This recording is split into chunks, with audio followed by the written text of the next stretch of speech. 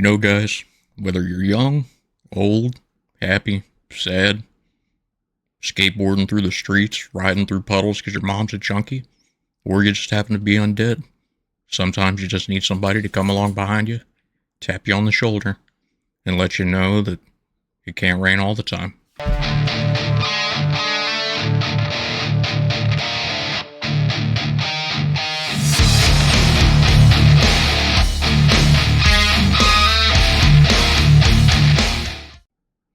What's up, everybody?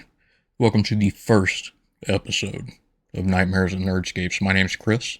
You can find me at CJ Loves Horror on Facebook and Blue Sky, and this is the first video in the Crow franchise review series that I promised some folks over on Blue Sky that I would be doing over the course of the next week. We're going to be starting with the original Brandon Lee vehicle back in 1994.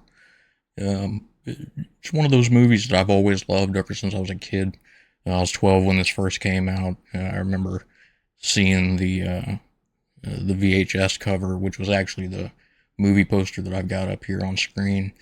Just pulling it off of a shelf at a little brick and mortar video store, renting it for, I don't know, $2.15 for one night at the time, taking it home and watching it with my dad, and fell in love with it instantly. So this one, there's some controversy involved in this. Because you've really got a couple different camps of people. You've got the folks that, think it's a good movie that was overshadowed by tragedy. You've got some folks that think it's a meh movie. Mid is what the kids say now. At best, that was propped up by the tragedy. But then you've got this third camp, which is really a lot of 90s kids that grew up with this film. I'm one of those. I think that the loss of Brandon Lee during the filming was tragic for sure, and it had an impact, especially on the marketing of the film afterwards. But I don't think it played into the rating of the quality of the film at all. I think it's just a damn solid movie. Realistically, you've got a love story, which is what this movie's about. A lot of people are going to say it's an action film. It is. There's action parts, right? Some folks are going to say that it's a horror-adjacent film, and it is. I mean, let's be frank. Eric Draven is essentially a zombie, so it is horror-adjacent. But at the heart of this movie, and something that I think that's been missing severely from all of the films that have come since then, has been the love story itself. They've tried to recreate it later on in the franchise, but whether it was Brandon's performance, along with his co-star that played Shelley, or the writing, or the directing and editing, which I think has probably played the biggest part in it, they were really able to dig into the show don't tell style of narrative, which I think is something that is very lost on a lot of filmmakers nowadays. The reboot from 2024 being a big example of that, right? In the original 1994 film, we were able to see how much Eric and Shelley meant to each other. Right? There were no sex scenes. There were no long, drawn-out conversations between the two about how they'll love each other forever and they're never going to leave, and romantic platitudes that we got in some of the newer films. We just saw it. We saw two people that cared very, very deeply for each other, and that's what propelled the narrative. At no point in the movie did it ever feel like Eric was enjoying what he was doing, or that he was out purely for revenge. It felt like justice, and I know that's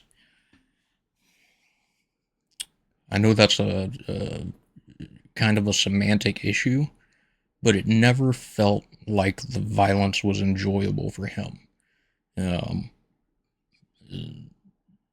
There wasn't cackling and evil laughter and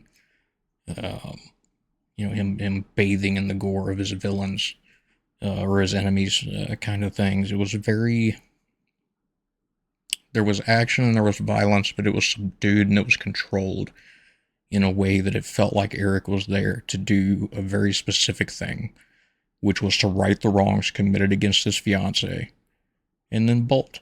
And that was purely his motivation. At no point in the movie did he know that he was going to see Shelley again. There was no promise of being reunited. Um, his motivation was that the love of his life had been wronged, and he was going to fix that. He was going to make sure that they paid for what they did. Um, and I think that makes a huge difference when it comes to reactions to the original film versus reactions to the sequels, all three of them, which I'll be doing videos for those as well. Sometimes I wonder why I promise things that I really don't want to do, but this one I will absolutely be taking care of that and getting that knocked out. Um, but yeah, and the reboot from last year, I think it was lost on that as well. Um, you've got a great cast here with Brandon Lee for one. Rest in peace. Horribly tragic situation there with his loss. And you have to give the director credit, along with the editors and the cast and crew, for being able to use the lighting and camera shots and smoke in the alleyways in the way that they did to be able to finish the film without Brandon, um, in a way that you knew going in that it wasn't him, that there were going to be scenes where it wasn't going to be Brandon Lee, but at no point does it feel like it's not. I think they did an absolutely outstanding job of really continuing to build the character and releasing a product that he could be proud of, because this is hands down his best performance ever. The Crow is to Brandon Lee what the Joker is to Heath Ledger, right? Whether they had lived or died, those roles, those parts, and those performances are absolutely iconic. And Brandon Lee will always be known as Eric Draven, which is why I think it was a smart move for them to drop the last name in this newest iteration of it. But I digress. Um, you have Ernie Hudson here playing the quote unquote buddy cop to Eric Draven, to Brandon Lee's Eric Draven. And this is probably my favorite role of Ernie Hudson's. I've loved him in Ghostbusters, always have. Ghostbusters, the original, is one of my favorite films of all time. Um, but he's very much relegated to a minor side character in those films. Um, but with this one, he's able to shine a little bit more. And there's some humor to him and a lot of heart to him. His interactions with Sarah, the teenage girl in this film, are outstanding. They're heartfelt, they're funny, they're cute, and they just make you feel something. And that's the biggest thing. You watch this movie, and a lot of folks go in thinking it's just going to be this, bullet hell action movie. And really, it touches you in a way that not many movies nowadays can. Or have, rather. I think they absolutely can. But they just don't so much anymore. Now, for anybody who hasn't ever seen this film at all, I'm going to try to avoid spoilers as much as I can. But understand that this is very much a film of its time. When you go back and watch this, it's in a very short period of time, from about 94 to 96, where we were on the downslide of grunge, but kind of on the upswing of nu metal. So Korn and Limp Bizkit were about to start popping up. Meanwhile, Pearl Jam and Nirvana were still established and still very popular, but were not quite at the Smells Like Teen Spirit heights that they were in the early 90s. So it's very, and it feels like that when you watch it. It's grimy and it's wet. Everything, there's not a dry scene in this movie, I don't think. Everything is dark. It's very angsty, which was perfect for me as a 12 to 13-year-old boy. It fit right in with my personality. And the city it's just lived in, and it's gritty. and there's stuff in the gutters, and it's just think of New Detroit City from RoboCop, but without the flashy executives. Every place is the warehouse where Murphy was shot, kind of thing. It's brutal, and it's not a happy place. Um, but even with that being said, Eric Draven's return and the way his character is portrayed gives everything a sense of hope. I mean, I said it in the cold open, right? There's a line that he says to Sarah, that's from one of his songs. It can't rain all the time, right? And that's the mindset that the whole movie portrays is, yes, everything sucks right now, but there's always going to be a moment where it'll stop and the clouds will break and a little light will shine through, um, which is very, very powerful in a movie that deals with the type of subject matter that The Crow does, because they don't mess around. They're dealing with sexual assault and murder and child neglect and drug use and gun violence, and it's a dark movie, and the imagery reflects that. There's not a whole lot of brightness in the film. I think the brightest scenes are probably the ones that are lit up by muzzle flash, um, but there is a lot of heart there, and I think that's increasingly important, especially in the times that we live in now, which is one of the reasons why I decided to go back and revisit this. Um, the fact that I love the movie aside, it had been a long time since I went through and watched the Crow franchise, and you can't just jump in with City of Angels or Salvation or God help me, Wicked Prayer. Um, you got to start with the OG. You have to start with the Brandon Lee film, because outside of the book, that's what kicked it off, right? Um, Extremely important movie to a lot of folks at a certain age. Not a cult classic, but a classic. It will stand the test of time as one of the best action films of all time, and in my opinion, one of the best gothic romances to ever be put to film.